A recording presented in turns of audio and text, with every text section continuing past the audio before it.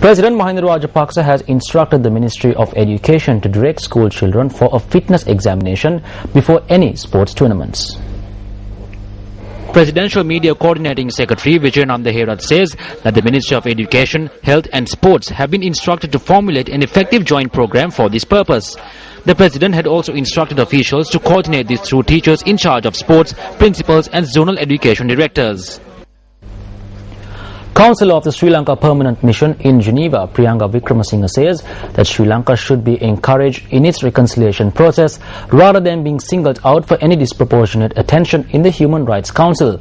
Wickramasinghe made this statement by exercising a right to reply to a statement made by US Assistant Secretary of State for International Organizations Esther Bremer during the high-level segment of the 22nd Human Rights Council yesterday. Esther Bremer, the U.S. Assistant Secretary of State for International Organizations, speaking at the 22nd UN Human Rights Council session in Geneva yesterday, said that the Council's work remains unfinished so long as Sri Lanka continues to fall short in implementing the recommendations of its own Lessons Learned and Reconciliation Commission report or in addressing the underlying sources of its long-standing ethnic conflict. Bremer added, quote, last year's HRC resolution encouraged brave civil society groups on the ground to continue their efforts, and the United States will introduce another resolution at this session to ensure that the international community continues to monitor progress, unquote.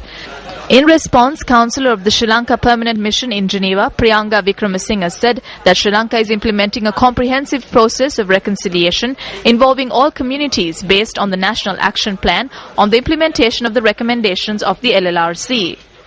Speaking yesterday, Wickramasinghe said that Sri Lanka strongly rejects any unfair, unbiased, unprincipled and unjust approach that may be adopted by the Human Rights Council towards the protection and promotion of human rights of Sri Lanka.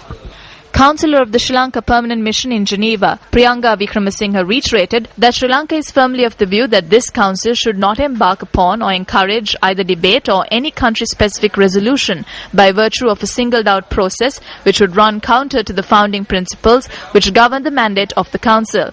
Wickramasinghe said doing so will clearly reflect an application of double standards.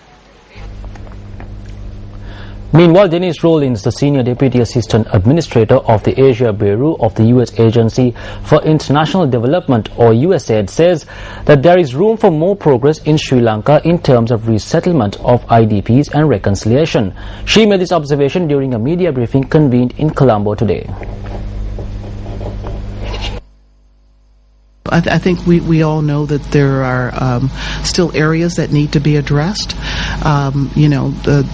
In terms of some of the resettlements, I mean, some have been resettled, but others are still not on their land. There are serious land issues, serious security issues, particularly for women in the north. So there's a lot of progress that's been made, but there is room for more.